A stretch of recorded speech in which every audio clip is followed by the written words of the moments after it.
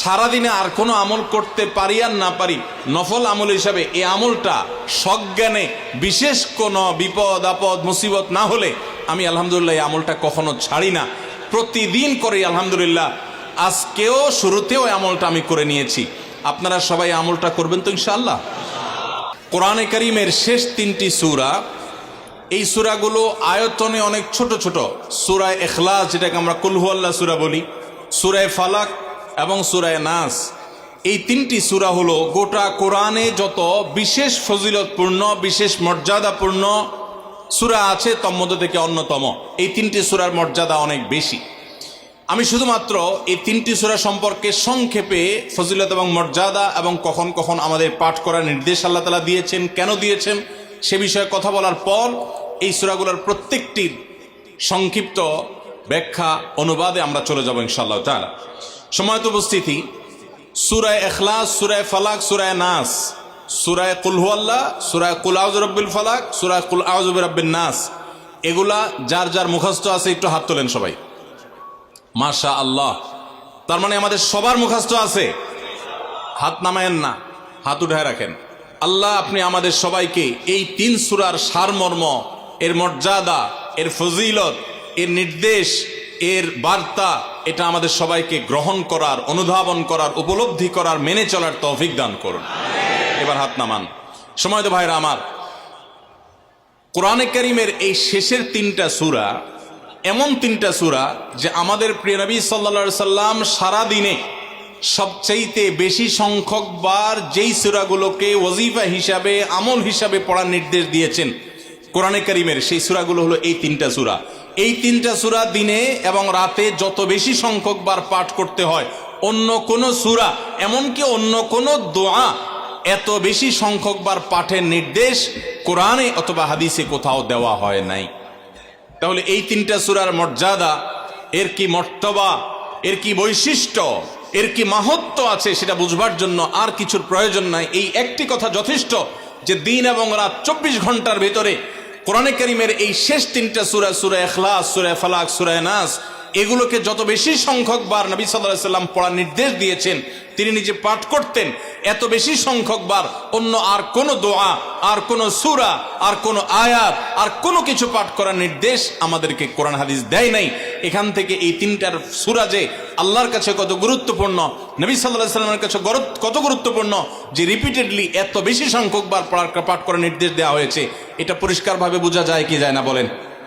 সময়ত ভাইরা আমার, সূরা ইখলাস, সূরা ফালাক, সূরা নাস, এই 3 সূরা দিন এবং রাত সব মিলিয়ে আমাদের প্রিয় নবী সাল্লাল্লাহু আলাইহি ওয়াসাল্লাম 3 জায়গায় তিনি 3 সময় এই সূরাগুলো পাঠ করতেন। একটা হলো সকাল এবং সন্ধ্যায়। সকাল এবং সন্ধ্যায় নবী করিম সাল্লাল্লাহু আলাইহি ওয়াসাল্লাম 3 কুল পড়তেন। এটাকে সংক্ষেপে বলা হয় 3 কুল। যেহেতু 3 সূরা শুরুতে কুল শব্দটা আছে, এই জন্য সংক্ষেপে বলা হয় 3 কুল। এই 3 কুল ইখলাস, ফালাক, নাস, এই শেষের 3টা সূরা কোরআনের, এই 3টা সূরাকে আমাদের প্রিয় নবী সাল্লাল্লাহু আলাইহি সাল্লাম সকাল সন্ধ্যায় পড়তেন। একটা টাইম পাইলাম, কোন টাইমে পড়তেন? সকাল এবং সন্ধ্যায়। সকাল এবং সন্ধ্যার পাশাপাশি তিনি রাতে ঘুমানোর আগে আবার পড়তেন। তাহলে 2টা টাইম পাইলাম। আরেকটা টাইম হলো 5 ওয়াক্ত নামাজের পরেও তিনি পাঠ করতেন। তাহলে কয় টাইম হলো? 3 টাইম। 3 কুল পড়তে হয় প্রতিদিন রাত পুরা 24 ঘন্টার মধ্যে। কয় টাইম? 3 কুল 3 সময়ে পড়তে হয়। সকাল এবং সন্ধ্যা এবং রাত এই সময়গুলোতে পড়তে হয় প্রত্যেকটা 3 বার করে। 3 বার পড়লে কি লাভ হয়? নবী করিম সাল্লাল্লাহু আলাইহি সাল্লামের পরিষ্কার হাদিস রয়েছে, যদি কেউ সকালে 3 কুল 3 বার করে পাঠ করে, সূরা ইখলাস 3 বার, সূরা ফালাক 3 বার, সূরা নাস 3 বার যদি কেউ পাঠ করে, সন্ধ্যার আগ পর্যন্ত সারা দিনের জন্য ওই পাঠকারী ব্যক্তি আল্লাহ তাআলার জিম্মায়, আল্লাহর হেফাজতে, আল্লাহর নিরাপত্তায় সে চলে যায়।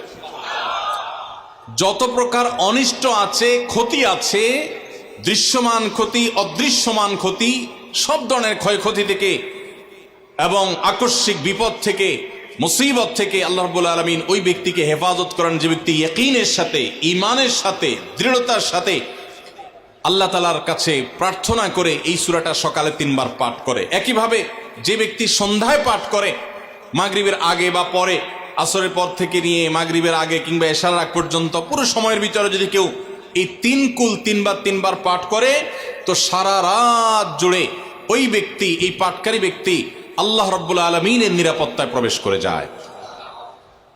একইভাবে আমাদের প্রিয় নবী সাল্লাল্লাহু আলাইহি সাল্লাম প্রত্যেক 5 ওয়াক্ত নামাজের প্রত্যেক ওয়াক্তের পর এই 3 কুল পাঠ করতেন একবার। কয়বার? একবার সূরা ইখলাস, একবার সূরা ফালাক, আর একবার সূরা নাস। তাইলে মোট দিন এবং রাতে কয় জায়গায়, কয় টাইমে এই সূরাগুলো পাঠ করতে হয়? 3 টাইম। একটা হলো সকাল সন্ধ্যায়, আরেকটা হলো রাতে শোয়ার আগে, আরেকটা হলো 5 ওয়াক্ত নামাজের, 5 ওয়াক্ত নামাজের পরে একবার করে, একবার সূরা ইখলাস, একবার সূরা ফালাক, একবার সূরা নাস। ফজরের পরে, আবার যোহরের পরে, আবার আসরের পরে, আবার মাগরিবের পরে, আবার এশারের পরে। তাহলে দিন এবং রাত 24 ঘন্টায় এই 3 কুল কত বেশি গুরুত্বপূর্ণ হলে কোরআনের অন্য কোন সূরা, অন্য কোন আয়াত এত বেশি জায়গায়, এত বিভিন্ন জায়গায়, বিভিন্ন সময় নবী সাল্লাল্লাহু আলাইহি সাল্লাম এত সংখ্যকবার আমাদেরকে পাঠের নির্দেশ দেন নাই। এখান থেকে বোঝা যায় এই সূরাগুলো কত গুরুত্বপূর্ণ, কত প্রয়োজনীয় এবং কত ফজিলত এবং মর্যাদাপূর্ণ। ভাইরা আমার, দিন এবং রাত 24 ঘন্টার ভিতরে 3 সময় এই সূরাগুলো মোট কতবার পাঠ করা হয়? আসুন আমরা হিসাব করি। সকাল, সন্ধ্যা এবং রাতে 3 বার করে যদি পাঠ করা হয়, তাহলে কয়বার হলো? 9 বার করে। সকালে 3 বার, সন্ধ্যায় 3 বার, রাতে 3 বার, তাহলে মোট কয়বার হলো? 9 বার। আর 5 ওয়াক্ত নামাজের পরে 5 বার, কয়বার হলো? 9 আর 5 কত? 14। সূরা ইখলাস দিনে কয়বার পড়তে হয়? কমপক্ষে 14 বার পাঠ করা সুন্নাহ। সূরা ফালাক দিনে 14 বার পাঠ করা সুন্নাহ। সূরা নাস দিনে 14 বার পাঠ করা, এটা সুন্নাত নবী সাল্লাল্লাহু আলাইহি সাল্লামের। এই আমলটা আমরা অনেকে জীবনে আজকে প্রথম শুনেছি, অনেকে হয়তো আগে থেকে জানি।